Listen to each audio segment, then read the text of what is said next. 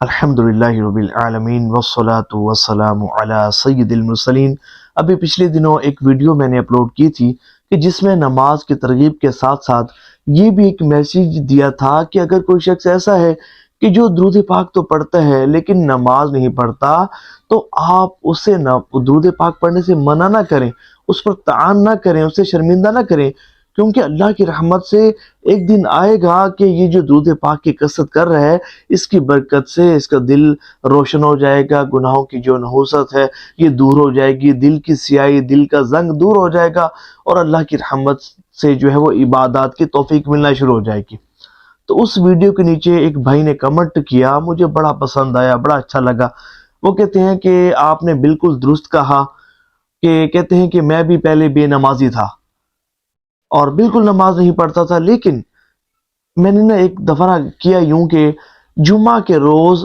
50 مرتبہ درود ابراہیمی پابندی کے ساتھ پڑھنا شروع کر دیا۔ صرف درود ابراہیمی جمعہ کے دن 50 مرتبہ پڑھتا، اور اللہ کریم نے کرم فرمایا، اس کی برکت سے میرے دل کی جو سیاہی تھی وہ ریموو ہو گئی، دل کی جو غلاظت تھی وہ دور ہو گئی، دل کا زنگ، دل کا میل دور ہو گیا، اور آج الحمدللہ رب العالمین 5 وقت کی نماز پڑھنا میرے معمولات میں شامل ہے۔ سبحان اللہ۔ تو کچھ لوگ ایسے ہوتے ہیں کہ اگر کوئی شخص درود پاک پڑھتا ہے، نماز نہیں پڑھتا نا، تو اسے بڑا شرمندہ کرتے ہیں کہ بھئی تم کیا نماز تو پڑھتے نہیں، درود پاک پڑھ رہے ہو، درود پاک پڑھ رہے ہو، تمہارا یہ درود پاک پڑھنا کام نہ آئے گا۔ ایسی بات نہیں ہے، درود پاک پڑھنا ضرور کام آئے گا۔ اور اگر کوئی شخص ایسا ہے کہ درود پاک پڑھتا ہے لیکن نماز نہیں پڑھتا، تو اس کا ایسا کرنا درست نہیں ہے، اگرچہ اس کا درود پاک قبول بھی ہے، مقبول بھی ہے، اور اس پر اسے ثواب بھی ملتا ہے، لیکن یاد رکھیے گا کہ نماز جو ہے وہ ہر عاقل بالغ مسلمان مرد عورت پر ایک دن میں 5 نمازیں فرض ہیں، اور درود پاک زندگی میں 1 مرتبہ پڑھنا فرض ہے۔ تو دیکھیں حدیث طیبہ میں آیا ہے، اب یہ توجہ سے سنیے گا، اللہ نے چاہا بہت زیادہ فائدہ ہوگا۔ دیکھیں حدیث طیبہ میں آیا ہے کہ جس نے قصدن یعنی کہ جان بوجھ کر ایک نماز قضا کی، اس کا نام جہنم کے اس دروازے پر لکھ دیا جاتا ہے جس سے وہ جہنم میں داخل ہوگا۔ اور امام اہل سنت امام احمد رضا خان رحمۃ اللہ تعالی علیہ آپ فرماتے ہیں کہ ایک نماز چھوڑنے کی وجہ سے ہزاروں سال جہنم میں رہنا پڑے گا، کہ جب تک توبہ نہیں کر لیں گے اور جب تک اس کی قضا نہیں کر لیں گے۔ اور منقول ہے کہ جب بے نمازی بروز قیامت آئے گا نا، تو اس کی پیشانی پر 3 سطریں لکھی ہوں گی۔ پہلی سطر لکھی ہوگی، اے اللہ کے حق کو ضائع کرنے والے۔ دوسری سطر لکھی ہوگی، اے اللہ کے غضب کے ساتھ مخصوص۔ اور تیسری سطر لکھی ہوگی، آج ہماری رحمت سے اسی طرح مایوس ہو جا کہ جس طرح دنیا میں تو ہمارے حق کو ضائع کیا کرتا تھا۔ اور ایک روایت میں یہاں تک آتا ہے کہ بے نمازی کا جب انتقال ہوگا نا، تو ذلیل ہو کر اس دنیا سے رخصت ہوگا، بھوکا اس دنیا سے رخصت ہوگا، اور پیاسا اس دنیا سے رخصت ہوگا، اور اتنا پیاسا رخصت ہوگا کہ اگر اسے جو ہے وہ سمندر بھی نزا کے وقت پلا دیے جائیں تو اس کی پیاس نہ بجھے گی۔ آج لوگوں کی ایک تعداد ہے، مسلمانوں کی ایک تعداد ہے جو نماز نہیں پڑھتی۔ یاد رکھیے گا، جہنم میں ایک وادی ہے کہ جسے ویل کہا جاتا ہے، کہ جس کی سختی اور شدت سے خود جہنم پناہ مانگتا ہے، کہ اگر دنیا کے پہاڑ بھی اس میں ڈال دیے جائیں تو وہ بھی اس کی تپش کی وجہ سے پگھل جائیں۔ استغفر اللہ۔ جہنم اس وادی سے پناہ مانگتا ہے، اور پھر فرمایا گیا کہ بے نمازی اس وادی کا، اس جہنم کا مستحق ہے۔ اور جہنم میں ایک وادی ہے کہ جسے لملم کہا جاتا ہے، کہ جس میں اونٹ کی گردن جتنے موٹے موٹے سانپ ہیں، اور ان کی لمبائی اتنی ہے کہ جتنا 1 مہینہ کی مسافت، کہ جتنا بندہ 1 مہینے میں فاصلہ طے کرتا ہے اتنے لمبے سانپ ہیں، اور اونٹ کی گردن جتنے موٹے سانپ ہیں۔ اور پھر فرمایا گیا کہ جب یہ سانپ بے نمازی کو ڈسیں گے تو 70 سال تک بے نمازی کے جسم میں اس سانپ کا جو زہر ہے وہ جوش مارتا رہے گا،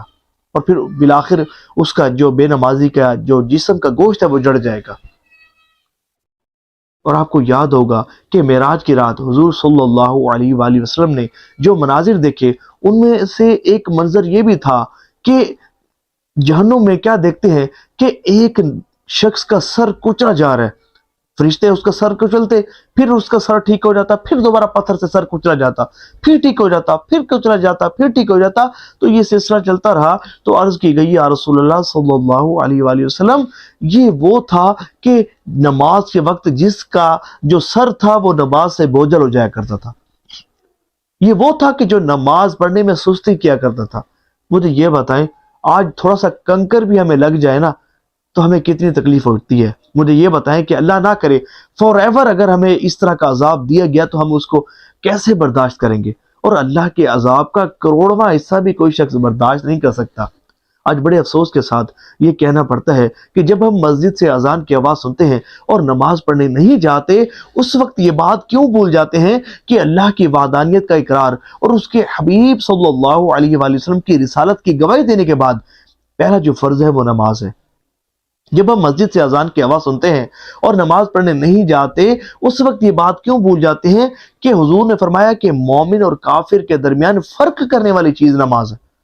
جب ہم مسجد سے اذان کی آواز سنتے ہیں اور نماز پڑھنے نہیں جاتے، اس وقت یہ بات کیوں بھول جاتے ہیں کہ بروز قیامت سب سے پہلا سوال نماز کے بارے میں کیا جائے گا۔ جب ہم مسجد سے اذان کی آواز سنتے ہیں اور نماز پڑھنے نہیں جاتے، اس وقت یہ بات کیوں بھول جاتے ہیں کہ بروز قیامت سب سے پہلے نماز نہ پڑھنے والوں کے منہ کالے کیے جائیں گے۔ جب ہم مسجد سے اذان کی آواز سنتے ہیں اور نماز پڑھنے نہیں جاتے، اس وقت یہ بات کیوں بھول جاتے ہیں کہ بروز قیامت کچھ لوگوں کو فرشتے گھسیٹتے ہوئے جہنم کی طرف لے جا رہے ہوں گے۔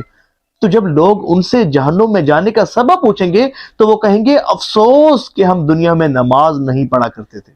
افسوس کہ ہم دنیا میں نماز نہیں پڑھا کرتے تھے۔ اللہ کی سخت ناراضگی کا ایک بڑا سبب نماز نہ پڑھنا ہے۔ وہ ایک شخص تھا نا، ایک اللہ والے کی خدمت میں حاضر ہوا اور عرض کی حضور یہ ارشاد فرمائیے کہ اللہ کی ناراضگی کی سب سے بڑی علامت کیا ہے؟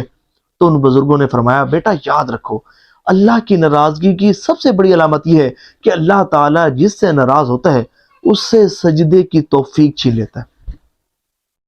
آج اگر ہمیں نماز کی توفیق نہیں ملتی نا تو سمجھ جائیں کہ ہمارا رب ہم سے ناراض ہے۔